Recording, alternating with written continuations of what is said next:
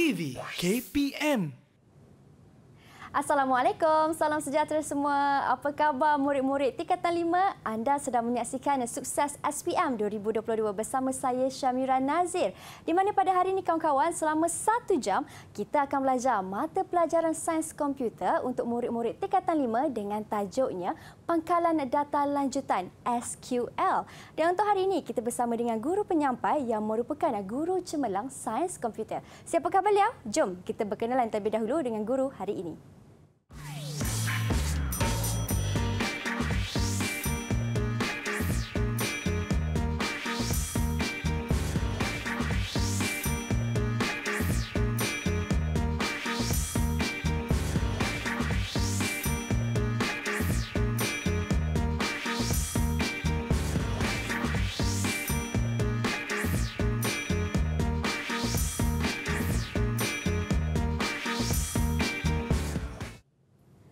Baiklah, dan untuk hari ini Mira bersama dengan Cikgu Faridah Yusof dari SMK Trolak Perak. Assalamualaikum Cikgu. Waalaikumsalam warahmatullahi wabarakatuh. Apa khabar Mira? Khabar baik. Selamat datang di Didik TV saya ucapkan. Terima kasih. Baiklah Cikgu, hari ini kita akan belajar mata pelajaran sains komputer untuk murid-murid tingkatan 5. Yeah. Suka juga untuk Mira perkenalkan turut serta bersama dengan kami di studio Cikgu Jurubahasa Isyarat iaitu Cikgu Lee Singkiat atau lebih mesra dengan panggilan Cikgu Katie. Hai Cikgu Katie.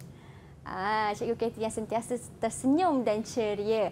Baiklah, hari ini kita ada murid-murid di dalam talian, kawan baru saya, anak murid cikgu juga dari sekolah yang sama iaitu dari SMK Trolak Perak. Di manakah mereka semua? Hai, salam sejahtera saya ucapkan.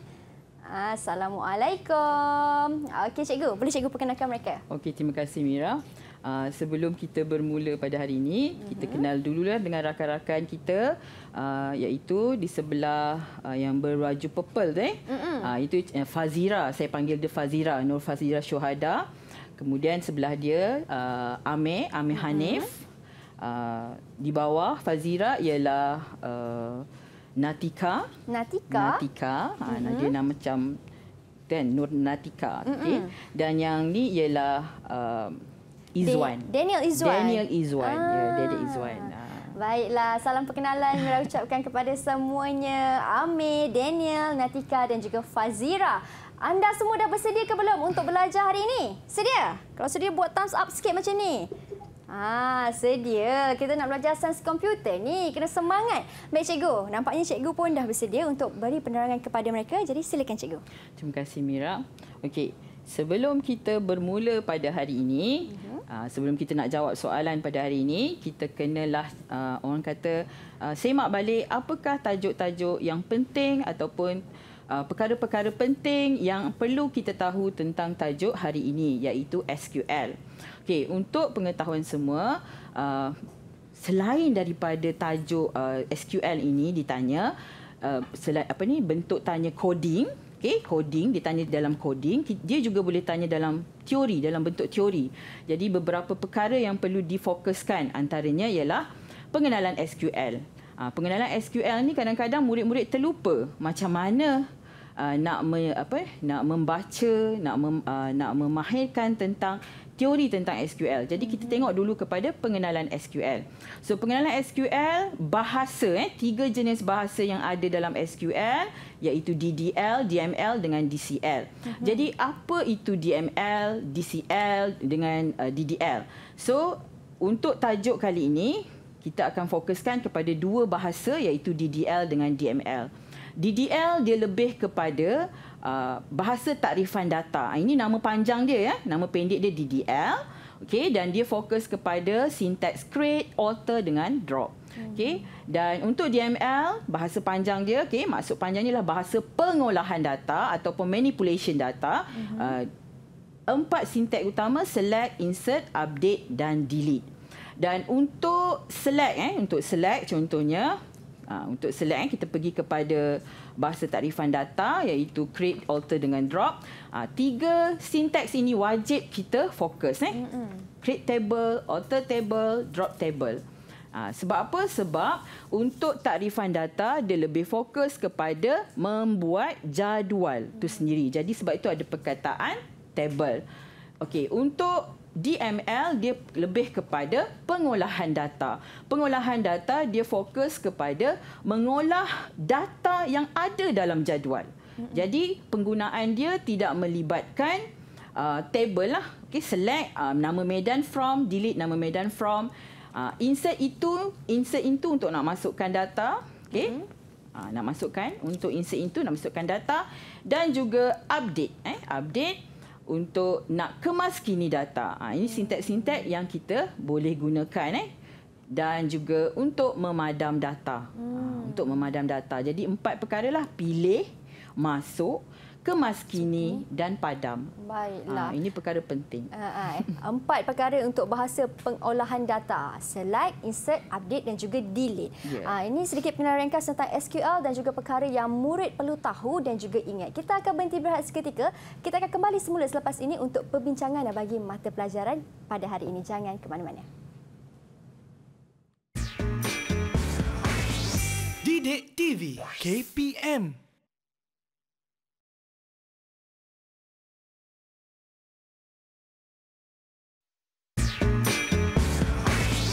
Didik TV KPM. Baik kawan-kawan, hari ini kita belajar mata pelajaran sains komputer untuk murid-murid tingkatan 5 dengan tajuknya Pangkalan Data Lanjutan SQL. Dan di segmen ini, Cikgu Farida akan terangkan pula apa yang dimasukkan dengan bahasa takrifan data ataupun DDL. Silakan Cikgu. Okey, terima kasih Mira. Jadi tadi kita dah review balik tadi kan secara ringkas apa itu DDL. So hari ini kita nak tengok dulu macam mana DDL itu ditanya dalam soalan. So soalan yang pertama, kita lihat kepada soalan yang pertama iaitu barang dan murid. Ada 2 jadual. Jadual menunjukkan jadual barang dan jadual murid. Jadual barang dan jadual murid. Jadi anak-anak murid boleh tengoklah tengok jadual ini, cuba tengok dulu apakah yang terlibat dalam jadual tersebut. Kemudian soalan yang biasa dia tanya, ini soalan sebelum soalan yang core, sebelum yang utama. Cikgu tanya dulu. Nyatakan nama entiti yang terlibat. Okey, untuk tujuan ini cikgu nak minta Fazira jawab untuk soalan cikgu. Nyatakan nama entiti yang terlibat, Fazira. Silakan Fazira. Barang dan murid. Bagus, barang dan murid. Ada yang cakap, cikgu, ini kan cerita pasal SQL. Kenapa terlibat dengan entiti? Okey, murid-murid jangan terlupa bahawa entiti dan juga jadual adalah 2 adik-beradik yang sama. Okey, 2 perkara yang sama. Cuma entiti dia rujuk ke dalam bentuk ERD dan jadual merujuk kepada bentuk jadual ini. Okey, selain daripada itu, namakan medan dalam jadual barang. Okey, Daniel, apa medan dalam jadual barang?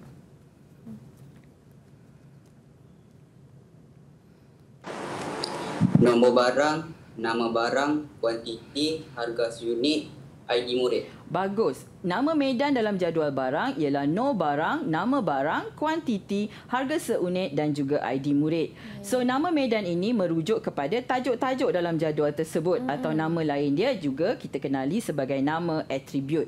Jadi namakan medan dalam jadual murid macam mana pula? Natika? ID murid, nama murid, kelas. Bagus. Perkara yang sama kan? Baik. Mudah. So seterusnya, nyatakan bilangan rekod dalam jadual barang. Amir. Silakan Amir. Ada 3 rekod. Ada 3 rekod. Okey, macam mana kita nak mengecam rekod? Ada 3 baris rekod kat situ. Okey, 3 baris rekod Okey, macam mana kita nak cam? Kita lihat dengan sebaris rekod A01 bola sepak 10 30.5 M1101 itu merujuk kepada sebaris rekod. Jadi di situ ada 3 baris rekod. Okay. Kalau jadual murid Natika. Natika? 2 rekod. 2 rekod. Okey, bagus. Yang itu dah lepas kan? Okey, seterusnya cadangkan hubungan antara jadual barang dan jadual murid. Okey, cikgu nak minta Amir sekali lagi. Seorang murid boleh meminjam banyak barang. Okey, bagus. Seorang murid boleh meminjam banyak barang. Kenapa ya? Kenapa Amir bercakap tentang boleh meminjam banyak barang? Seorang murid boleh meminjam banyak barang. Sebab Amir telah menganalisis tadi iaitu murid dengan barang ini mempunyai hubungan. Kenapa dia cakap seorang murid? Kenapa dia tak cakap ramai murid? Sebabnya hubungan yang kita nampak bila ada kunci primer, di mana ada kunci primer nombor barang ID murid dan ada kunci asing di dalam jadual barang, bermaksud barang itu akan memegang nilai many. Siapa yang pegang kunci asing, dia akan pegang nilai many. Jadi bila kita nak cerita tentang hubungan, kita tak boleh jawab pendek. Jawab macam membeli, sebab hubungan dia membeli, ataupun meminjam, hubungan dia meminjam. Kita kena jawab dalam bentuk ayat yang penuh. Seorang murid boleh meminjam banyak barang. Seorang murid boleh membeli banyak barang. Jadi kita tak kisah dia tidak ada jawapan betul salah selagi logik. Selagi logik. Dalam jadual ini boleh pinjam, boleh beli ataupun apa-apa saja hubungan yang logik. Okey? Okey, seterusnya ialah tuliskan arahan SQL untuk membina jadual barang dan murid. Macam mana kita nak tulis arahan SQL untuk membina jadual barang dan murid. Jadi di sini cikgu nak mintalah anak-anak murid cikgu yang berempat ini tuliskan arahan SQL. Macam mana nak membina jadual barang dan jadual murid. Kita buat dulu jadual barang. Okey. Okey. Kawan-kawan saya sambil-sambil tu tengah buat jadual barang tu macam mana. Kalau tengok kat sini kan, arahan SQL untuk membina jadual barang dan juga jadual murid. Maksudnya dalam satu jadual tu kena ada kaitan antara barang dan murid lah cikgu. Dia bila kita sebut membina jadual, jadual barang dan murid, bermaksud ada dua jadual yang kena bina. Maka akan ada dua coding yang berbeza. Satu untuk cipta jadual barang dan satu untuk cipta jadual murid. Tapi kita nak tengoklah sinteks dia macam mana murid-murid kita menulis sinteks tersebut. Yep, betul. Dengan menggunakan bahasa yang cikgu dah katakan tadi. Ada 4 kan cikgu? Select. Okey, membina jadual masih lagi DDL. Okey, kalau DDL ada 3. Ada 3. Create, alter dan juga drop. Jadi kita guna yang mana? Okey, baik. Kalau kawan-kawan saya dah siap, boleh tak tunjukkan macam mana? Okey. SQL anda. Boleh tunjukkan? Okey. Amir Hanif dah siap tu cikgu? Okey. Besar Amir Hanif tulis tu. Okay. Yang lain? Boleh angkat sekali kalau dah siap? Okey. Sambil-sambil mereka tengah buat tu cikgu, kita nak minta penerangan daripada Amir terlebih dahulu. Boleh? Amir, sila terangkan apa yang Amir buat tu. Silakan Amir.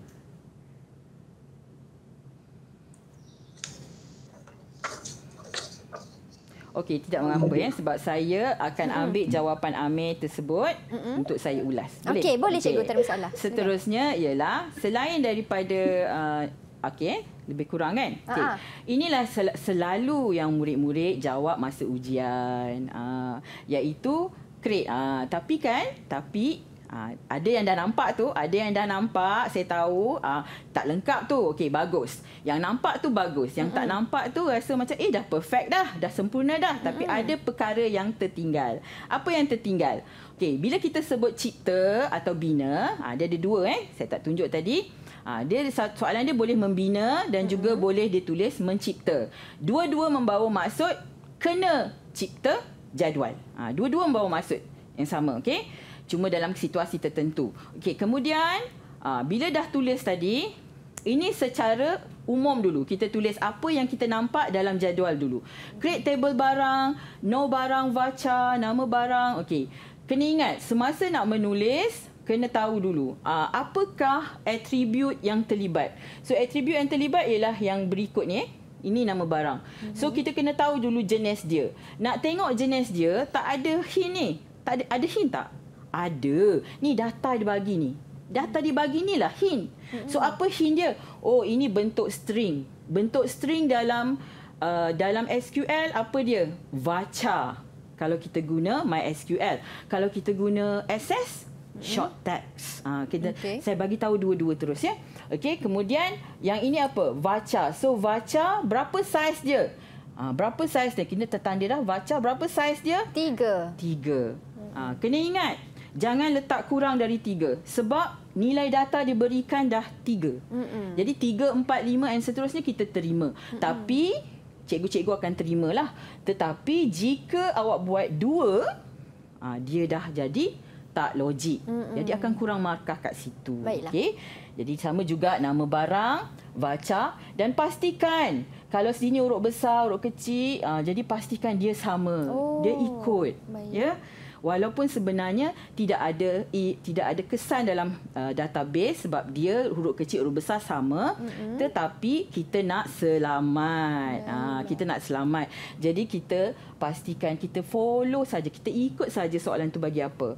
Okey, kemudian quantity in jangan pula kuantiti var baca kan. Sebab kuantiti ni bentuk integer. Takkanlah pula bentuk string baca kan. Okey, jadi kita gunakan unit, jenis data dan juga saiz yang sesuai. Harga seunit dia boleh double, dia boleh float, boleh decimal dan pastikan ini ditulis dengan betul. Kalau macam ni, yang paling sesuai ialah 42 ataupun lebihlah 5262. 2 tu ialah titik perpuluhan. 4 ni ialah angka bererti dia. Okey? Jadi di sini ID murid. Tetapi ada perkara yang dia tertinggal lagi. Apa dia? Semasa kita membina jadual, beberapa perkara kita perlu fokus. Kita perlu utamakan. Kita tengok create table. Okey, kita tengok create table ada tak? Ada. Nama jadual ada tak? Ada. Nama medan adakah sama dengan soalan? Ada, cikgu. Okey, jenis data sesuai? Okey, sesuai. Ada tanda kurungan dengan saiznya? Ada, cikgu. Okey, bagus. Soalan saya seterusnya, ada tak KP dengan KA? Apa tu KP KA? KP KA ialah merujuk kepada kunci primer dan juga kunci asing. Jadi, perkara ini wajib ditunjukkan semasa membina jadual. Inilah yang selalu murid-murid terlupa nak tulis. Sebab syok sangat jawab soalan, ikut soalan sangat kan, tapi terlupa nak tulis sebab dalam soalan tak ada KPKA. Dalam soalan tak ada KPKA, murid-murid pun tak tulis. Sebenarnya bila bina jadual, wajib ditulis KP dan KA. Primary key kena isytihar. Okay, murid-murid boleh tengok ini cara dia. Sebenarnya ada lagi satu cara, boleh rujuk balik buku. Okay, dan satu lagi untuk mengisytihar foreign key, kunci asing. Jadi inilah dua perkara yang selalu murid lupa nak buat semasa membina jadual. Okey. Jadi barang dah buat kan? Cuba tunjuk pula macam mana nak buat jadual murid. Okay, jadual murid. Ini jadual barang. Jadual barang baru. Jadual murid pula macam mana? Kalau ada yang... Siapa ada yang dah siap? Dah siap, boleh tunjukkan contoh jadual murid. Saya kira langkahnya lebih kurang sama saja prosesnya. Ya. Cuma kita nak tengok macam mana sintaks ditulis kan. Betul. Tinggal tunjuk sahaja apa yang perlu dimasukkan Daniel, tu. Boleh? Daniel dah macam dah siap. Daniel dah siap ke Daniel? Belum lagi. Yang dah siap. Boleh tunjukkan. Natika? Fazira? Okey. Sambil-sambil mereka siapkan jadual mereka kan cikgu, saya nak tanya kepada cikgu, tadi cikgu ada sentuh tentang KP dan juga KA. Kalau KP tadi kunci primer, iaitu kita pilih primary key, nombor barang. Kerana dia berada di kedudukan yang pertama ke cikgu? Okey. Untuk ilmu kunci primer dengan kunci asing, kita ada ilmu lain.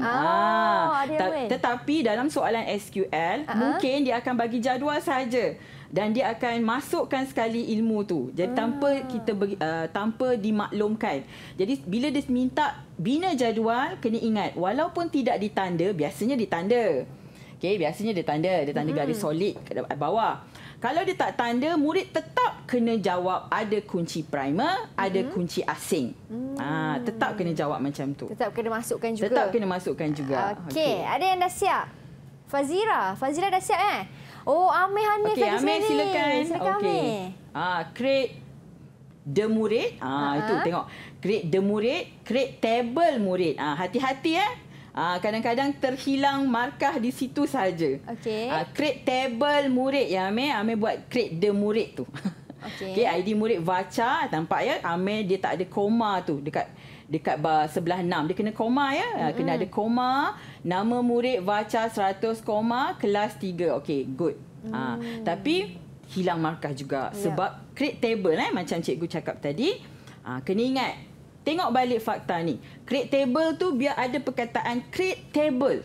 Jangan create the. Create table baru nama table. Create table murid, buka kurungan perkara yang wajib tu, kemudian diikuti dengan nama jadual, nama medan. Nama medan kena ikut seperti soalan. Itu yang penting. Okey. Ikut seperti soalan. Baiklah. Yang maksudnya kena betul-betul teliti dalam menulis SQL ni kan. Dan Amir boleh angkat lagi jawapan Okey, tadi, boleh Amir? tunjuk lagi yang dah siap? Amir. Amir atau siapa?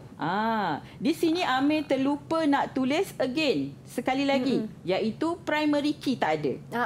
Sebab ingat jadual wajib ada primary key. Jadi kena buatlah di bawah tu primary key, buka kurungan, apa yang sesuai jadi primary key. Betul. ID murid. Ciri-ciri nak kenal tu ada dia tajuk lain. Tajuk yang lain. Tapi kawan-kawan yang lain ada yang dah siap. Boleh angkat sama-sama tak? Natika, Fazira, Daniel. Tunjuk. Sama-sama tunjuk. Amir, kita nak tengok sama tak jalan kerjanya? Lebih kurang sama, cuma ada tertinggal primary key. Okey, tak mengapa. Sama-sama kita belajar. Okey, kita dah sampai ke penghujungnya. Kita akan berhenti berehat seketika kerana selepas ini kita nak masuk yang seterusnya pula iaitu DML. Apa pula yang dimasukkan DML ni? Nak tahu? Jangan ke mana-mana. Teruskan setia menimba ilmu bersama dengan kami di Sukses SPM 2022. Didik TV KPM.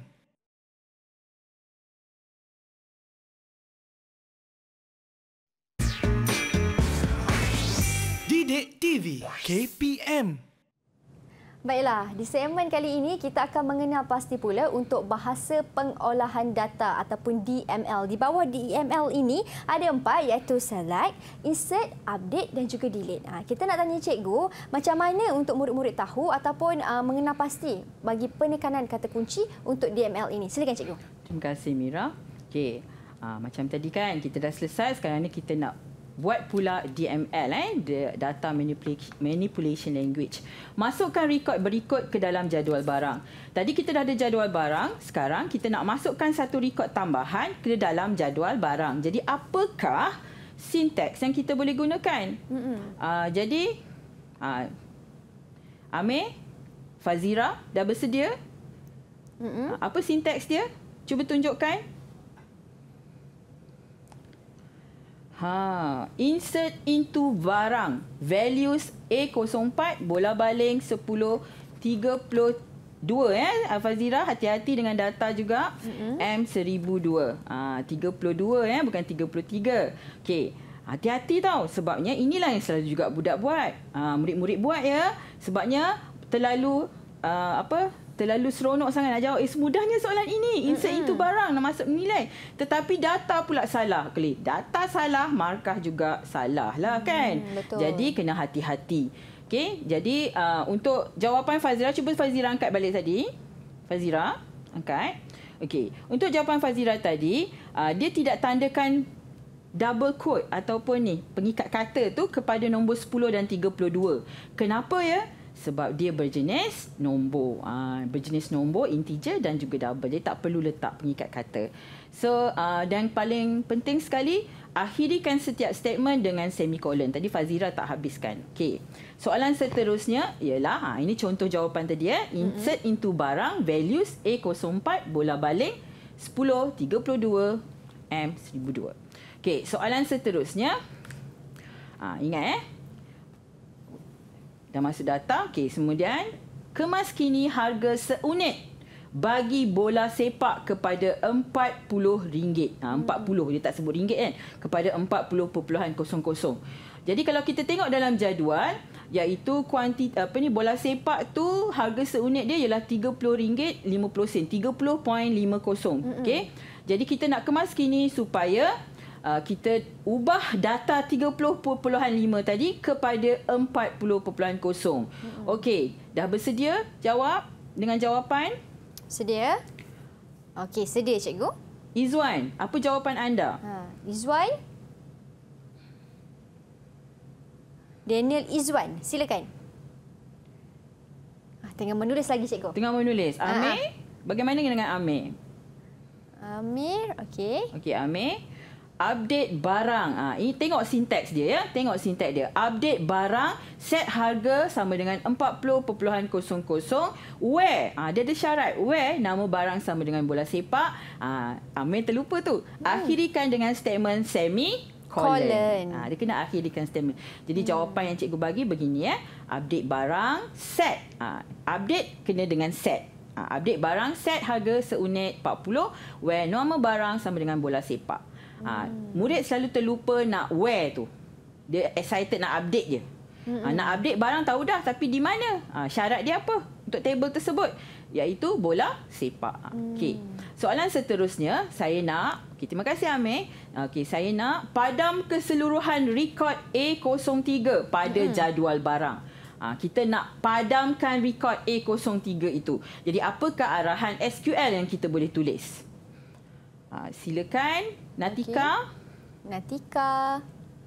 Nak padam ni. Tadi kita dah buat. Nak padam pula kali ni. Nak padam keseluruhan rekod.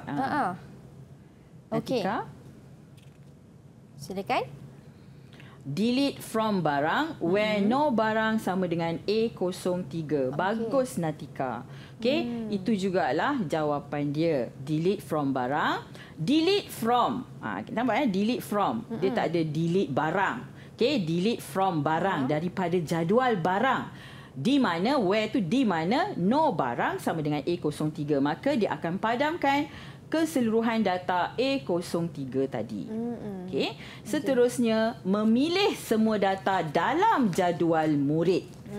Macam mana nak pilih semua data? Okey, Fazira, macam mana jawapan Fazira? Okey. Kalau tadi sudah update, kemudian sudah delete, sekarang ni nak pilih pula. Nak pilih pula. Okey, Fazira. Fazira, select star from murid. Bagus Fazira. Tapi again sekali lagi tolong tulis semicolon. Cikgu pun tak tulis semicolon. Dia kena ada semicolon kat ujung. Kena ada semicolon dari hujung. Dan star. Apa maksud star? Star bermaksud semua data, semua rekod yang ada dalam medan tersebut. Okey, semua data yang ada dalam medan tersebut. Jadi jangan kebanyakan murid dia selalu tulis macam ni. A L L. Ini kita tak terima ya. Kita gunakan tanda star untuk mewakili all. Okey, baiklah. Okey. Seterusnya, masih lagi memilih, tapi kali ini kita nak memilih nama barang dan kuantiti dalam jadual barang yang dipinjam oleh Ali. Ini biasa soalan yang aras tinggi ya. Aras tinggi di mana kita nak nama barang dengan kuantiti. Nama barang dengan kuantiti ada dalam jadual barang. Tetapi dia nak yang dipinjam oleh Ali. Jadi Ali dalam cerita ni di mana? Di dalam jadual murid, cikgu? Jadual murid. Adakah kita kena gabung dua jadual? Ataupun ada cara mudah nak buat? Ada cara mudah nak buat, cikgu. Okey, jadi kita tengok jawapan rakan-rakan kita. Okey. Fazira? Natika dah bersedia? Kalau Natika saya tunjukkan. Okey, select nama barang dot ke koma tu, koma kuantiti from barang where ID murid sama dengan M1001. Okey, semicolon jangan lupa ya Natika. Selalu lupa. Okey. Itu adalah jawapan yang paling pendek boleh dibuat. Sebab dia tak cakap nak nama murid kan? Kalau nak nama murid kita kena inner join semua, jadi susah. Jadi kalau dia nak soalan dia nak bentuk ini saja, jadi kita boleh guna teknik paling mudah ya. Jadi kita tahu M1001 tu ialah Ali. Jadi kita gunakan saja ID murid dia sebab kebetulan barang pun ada kunci asing. Okey, kemudian memaparkan jumlah harga bagi barangan bola sepak. Ini telah melibatkan fungsi agregat. Ini telah menggunakan fungsi agregat. Jadi macam mana kita nak gunakan fungsi agregat dalam soalan ini? Okey. Macam mana? Izwan dah bersedia dengan jawapan? Belum lagi. Okey, Fazira? Sudah bersedia?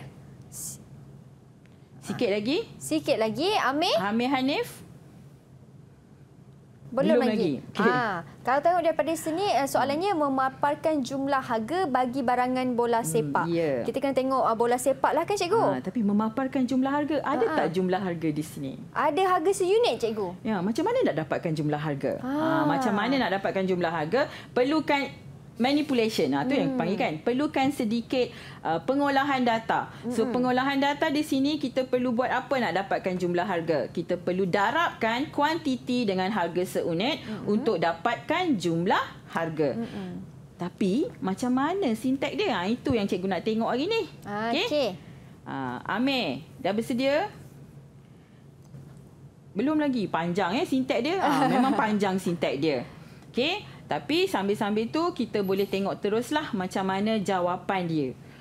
Cikgu bagilah sebab kita tak kekangan masa ya. Baik. Contoh di sini ialah select barang dot nama barang, barang dot kuantiti, barang dot harga seunit, dalam kurungan barang dot kuantiti darab dengan barang dot harga seunit S jumlah. Ini nama baru dia. Sebab kita buat operasi kepada kuantiti darab harga seunit, kita kena bagi nama baru. From barang. From barang where barang dot nama barang sama dengan bola sepak. Cikgu panjangnya. Sebab itulah anak murid cikgu tak dah lambat sikit nak jawab kan. Tapi sebenarnya dia ada cara pendek juga. Di mana kita boleh nak buang. Sebab dia gunakan satu jadual saja. Kita boleh buang nama barang ini. Sebab dia dalam satu jadual. Kalau kita dalam dua jadual, kita kena gunalah nama barang di hadapan. Sebab ini dalam satu jadual, kita boleh guna macam ni. Okey. Dapat ya? Boleh, cikgu. Jadi anak-anak semua tadi jawapan tengok sama ke tidak dengan cikgu? Okey, boleh tunjukkan? Ataupun yang mana yang anda sudah tulis sampai mana? Sampai mana? Ada rupa tak? Kalau ada awal-awal tu sama tu, okay. InsyaAllah hujungnya betul lah tu. Cuba tengok. Cuba angkat jawapan. Tunjuk jawapan. Okey, Natika, Fazira, Amir, Daniel. Jom. Ada salah. Ada salah sikit tak apa, tunjuk saja. Tunjuk saja. Tunjuk je. Yang salah pun tak ada apa. Tunjuk je. Tunjuk saja supaya sama-sama belajar. Sama-sama belajar. Padam lah tadi. Dah padam. Okey. Tak mengapa cikgu. Tak mengapa ya. Boleh cikgu teruskan dengan soalan lain? Ayo. Ini tak habis tak apalah ya. Okey, contoh output yang dipaparkan. Selain daripada dia tanya sinteks, dia juga boleh tanya tentang contoh output yang dipaparkan. Jadi murid-murid kena orang panggil dia, kena tahulah. Dah buat sinteks pandai kan? Macam mana output nak dikeluarkan? Jadi output nak dikeluarkan ialah seperti inilah. Nama barang, bola sepak, kuantiti 10 harga sunat yang saya cakap tadi dan jumlah. Dia akan bina satu lagi medan baru bernama jumlah di mana dia darabkanlah 3.5 darab dengan 10 305. Itulah caranya untuk nak dapatkan output ya. Selain daripada itu, cikgu nak tunjukkanlah sambil-sambil walaupun kita dalam SQL, pangkalan data lanjutan, tajuk ini juga ada sebenarnya dalam tingkatan 4. Tetapi kita menggunakan Microsoft Access. Jadi Microsoft Access boleh buat ke cikgu macam yang cikgu buat tadi? Boleh. Jawapan dia iaitu kita pamerkan barang ini satu jadual dan kemudian diikuti dengan kita klik sahaja nama barang, kuantiti, harga seunit dan di ruangan ini kita kena buat operasi. Buat operasi manipulation itulah tadi saya cakap kan. Jumlah titik bertindih di mana kita koma, kita buka bracket ni barang dot kuantiti darab barang dot harga seunit. Kena letak barang dalam Access, dia kena letak nama jadual dia dulu ya. Jadual dan kemudian kita tick lah, maksudnya inilah yang kita nak pamerkan. Dan kriteria jangan lupa. Ini selalu yang murid selalu lupa nak letak. Dia buatlah cantik dah kan. Tapi kriteria tak buat. Bila kriteria tak buat, nanti dia akan pamer semua. Jadi kita letak bola sepak. Jadi dia akan fokus kepada bola sepak sahaja. Okey. Dan kalau nak tulis bola sepak tu pun sama juga. Kena ada pengikat kata. Pengikat kata. Okey, baiklah. Ini caranya. Okey, kawan-kawan saya tadi masa cikgu memberi penerangan ligat mereka menulis menjawab soalan tu, boleh tak tunjukkan jawapan anda? Jawapan yang tadi ke? Betul, jawapan yang tadi tu kan. Natika nampaknya? Sedia? Boleh Natika? Tunjuk. Fazira tunjuk jawapan Fazira. Ada dah siap. Daniel? Daniel. Mereka buat awal-awal je tadi, cikgu. Okey, tak apa, cikgu. Panjang. Sebab jawapannya agak panjang, tapi saya yakin yang mereka, kalau ada kesilapan, mereka dah perbetulkan seperti mana contoh jawapan yang cikgu dah pamerkan tadi. Baik, cikgu, kita nak berhenti berehat seketika kerana kita pun dah sentuh tentang apa yang dimaksudkan dengan DML dan bagaimana cara untuk murid-murid memahaminya. Kita akan kembali semula selepas ini untuk cara yang lain pula, iaitu mentafsir dan menilai dalam SQL. Jangan ke mana-mana, hanya di Sukses SPM 2022. Didik TV KPM.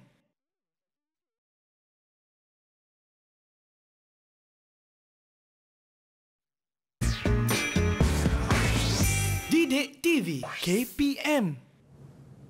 Baiklah, di segmen ini kita masih lagi bersama dengan Cikgu Farida Yusof dari SMK Trolak Perak, yang mana beliau merupakan guru cemerlang bagi mata pelajaran sains komputer. Dan di segmen ini, Cikgu Farida akan terangkan kepada anda semua yang berada di rumah bagaimana cara untuk menjawab ataupun teknik dan juga tips untuk soalan yang berkaitan dengan tajuk kita, pangkalan data lanjutan SQL. Jadi silakan, Cikgu. Terima kasih, Mira. Okey, sebelum kita pergi kepada slot penerangan, kita masih lagi nak jawab sikit lagi tentang harga seunit yang terendah dalam jadual barang. Okey, untuk nak mendapatkan harga seunit yang terendah dalam jadual barang, kita masih lagi menggunakan manipulation language ya, iaitu kita kena select min harga seunit from barang. Okey. Dan seterusnya purata pun sama. Jadi murid-murid semua kena ingatlah, kena belajar guna min, max, sum, count dengan AVG, average tu untuk nak dapatkan beberapa perkara dalam soalan. Jadi kena gunakan fungsi agregat tu ya. Jadi seterusnya ialah kita terus kepada penerangan. Jadi selain daripada dia bertanya mengenai buat demikian, apakah sinteks nak digunakan, dia tanya demikian, apakah sinteks nak digunakan, dia juga boleh tanya dalam bentuk yang lain. Contohnya, tuliskan skema hubungan. Bukan dalam tajuk SQL skema hubungan tu, tetapi dia menggunakan sinteks SQL. Jadi macam mana kita nak tuliskan skema hubungan? Okey, murid-murid yang berempat ni, mereka dah belajar dah skema hubungan kan? Sama dengan anak-anak murid semua. Jadi cuba tulis skema hubungan dengan menganalisis sinteks dalam SQL yang diberi. Okey. Izwan, dah ada jawapan anda? Skema hubungan. Sekejap. Okey. Ini hubungan di antara peserta lah, cikgu, dan juga data yang ada di dalam ini. Ya, kita hanya menterjemahkan SQL ini, sinteks SQL ini ke dalam bentuk skema hubungan. Jadi bentuk skema hubungan kena tahu juga. Skema hubungan ada dua bentuk. Satu bentuk teks, satu bentuk grafik. Jadi kena pandai gunakan dua-dua bentuk. Kalau nak guna bentuk teks macam mana, nak guna bentuk grafik macam mana. Dia kena tahu dua-dua. Tapi sekarang ni dia nak ialah skema hubungan kepada jadual yang ditulis. Jadi macam mana cara kita nak tulis skema hubungan tersebut? Dan dia tak maksud dan dia tak bagi tahu pun dia nak bentuk apa. Jadi kita boleh guna mana-mana bentuk yang kita rasa kita faham. Okey. Jadi macam mana jawapan? Silakan. Okey, bagus Izwan. Peserta ID peserta Izwan ke kiri sedikit. Ke kiri sikit Izwan. Okey, bagus. ID peserta KP, nama peserta Jantina. Tarikh lahir, ID pengurus KA. Bagus bagus. Macam mana pula dengan Fazira? Okey. Jawapan anda tadi. Dia pun baru nak letak ya. Okey, peserta KP, nama peserta Jantina, tarikh lahir, ID pengurus. Tapi ID pengurus untuk yang Fazira buat tidak ada KA. Jangan malu pula ya, sebab ini juga yang murid-murid selalu buat. Jangan gelak kat dia. Murid pun selalu buat, iaitu kunci asing terlupa nak tulis. Sedangkan di sini telah ditunjukkan ada foreign key pada ID pengurus. Jadi pada ID pengurus kena tuliskan kunci asing. Jawapan Amir? Amir macam mana? Silakan Amir. Okey. Sama juga ya, peserta ID peserta. Yang ini Amir dia lurus lagi lah. Dia tak tulis pula kunci primer dengan kunci asing. Ini juga kesilapan yang murid selalu buat. Kunci primer tak ditanda, dia hanya tulis nama jadual dan juga atribut sahaja. Kunci asing dan kunci primer dan kunci asing tidak ditunjukkan. Jadi kena ingat ya, kena pegang lah bila nak bina skema hubungan. Okey, terima kasih semua. Natika, cikgu? Lupa Natika seorang. Natika, silakan. Okey, silakan Natika. Natika. Okey, Natika.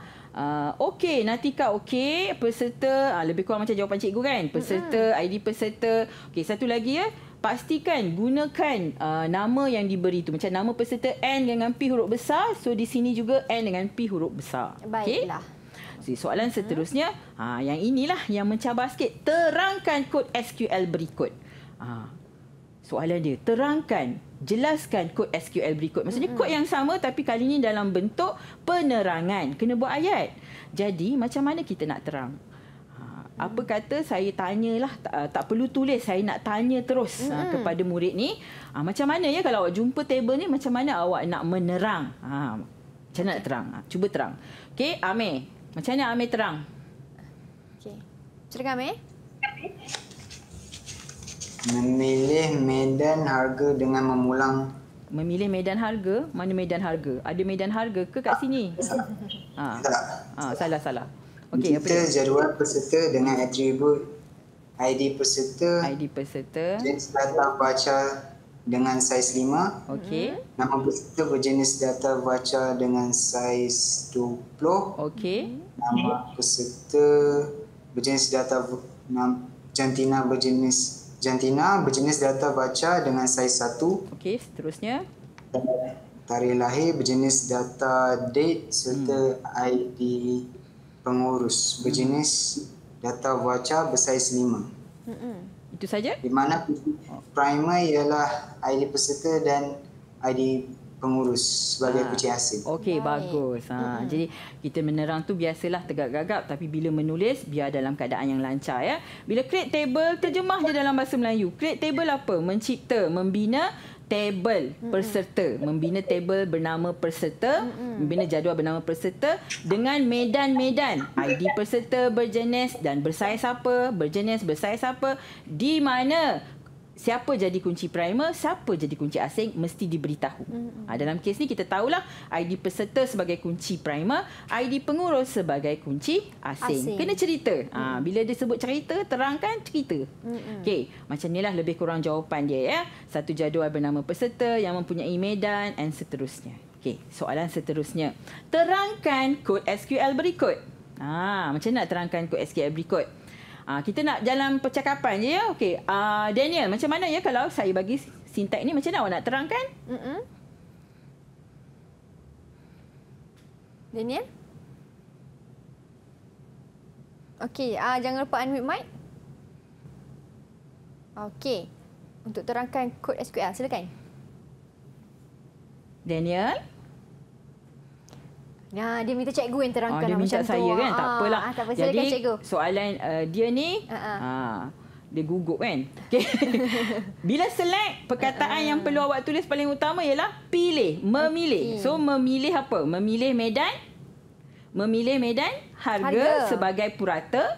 Okey, memilih medan harga sebagai purata dan medan nama barang daripada jadual barang. Kita macam translate bahasa Melayu, kan? Kita terjemahkan dalam ke bahasa Melayu daripada barang di mana nama barang tersebut ialah bola sepak. Sangat mudah ya. Awak panik lagu tu Izwan. Okey, tak apa. Kemudian terangkan kod SQL berikut. Ini soalan yang selalu kita tanya, select count ID pengguna negeri. So bila kita menterjemah, kena ingat ya, kita tak boleh terjemah, kita tak boleh terangkan kod itu secara umum. Ini adalah untuk mengira ID pengguna. Itu untuk mengira jumlah ID pengguna. Tak boleh, tak cukup. Kita kena baca betul-betul, memilih medan ID pengguna untuk mencari jumlah rekod dan juga medan negeri daripada jadual pelanggan. Dikumpulkan dalam negeri. Group by ataupun berdasar ataupun mengikut negeri. Lebih kurang macam itulah. Ya? Tetapi kena fokus kepada semua bahan rangsangan yang diberikan. Tak boleh jawab terlalu umum. Okey, itu yang penting sekali Mira. Okey. Seterusnya cikgu? Seterusnya ialah ini satu lagi tambahan kepada anak-anak murid semua. Apa maksud like A%? Apa maksud like A%? peratus persen. Jadi yang ini kena tahu jugalah apa maksud like A% mencari data bermula dengan huruf A. Kalau persen A berakhir dengan huruf A dan boleh tengok di sini. Kemudian di bawah sekali yang paling penting A%O maksudnya apa? Bermula dengan A, berakhir dengan O. Itu yang penting seperti contoh yang cikgu tunjukkan ini, iaitu terangkan kod SQL, memilih nama barang daripada jadual barang di mana nama barang bermula dengan huruf B. Yang atas B kan bermula dengan huruf B. Okey, di bawah pula bermula dengan huruf B. Okey, bermula dengan huruf B. Okey. Dan satu lagi di sini bermula dengan huruf B dan berakhir dengan huruf G. Jadi dia nampak je perkataan ada B kat depan, G kat belakang, maksudnya itulah yang dia pilih. Jadi itulah antara sintaks-sintaks SQL yang kerap ditanya tetapi murid selalu lupa nak jawab. Dia jawab sekat jalan. Alamak. Baik, cikgu seterusnya. Okey, ini adalah kembalilah kepada takrifan tadi, perkara-perkara penting yang murid perlu fokus. Perlu fokus terutamanya tentang DDL, maksud dia maksud dia apa maksud dia, apa maksud pendek dia tu DDL, DML dan sintaks-sintaks yang perlu diberi keutamaan. Untuk select dia sebenarnya banyak lagi, tapi yang ini sahaja yang kita tunjukkan saja, yang kita fokus dalam ujian nanti. Wow. Itu dia penerangan yang cukup padat daripada Cikgu Farida tentang bagaimana apa yang dimasukkan dengan pangkalan data lanjutan SQL. Baik cikgu, memandangkan kita dah sampai ke penghujung kelas kita, sedikit rumusan ringkas daripada cikgu. Okey, untuk soalan seperti ini, murid sekali lagi lah seperti yang masa-masa sebelum ni saya beritahu bahawa kena tengok bahan ransangan dan juga kena tengok kata kunci. Kadang-kadang kita tertipu dengan kata kunci. Kata kunci tu suruh pilih, kita buat lain. Jadi kena tahulah itu saja. Baiklah, terima kasih banyak-banyak Cikgu Farida atas kesudian bersama dengan kami meluangkan masa dan berkongsi ilmu kepada semua murid-murid, terutama sekali kawan-kawan baru saya dalam talian dari SMK Trolak Perak. Kita jumpa lagi di lain waktu. Terima kasih juga Cikgu Katie selaku Cikgu Jurubahasa Isyarat pada hari ini. Teruskan menimba ilmu di Sukses SPM 2022. Semoga anda semua beroleh kejayaan. Saya Syamira Nazir. Assalamualaikum dan salam sejahtera.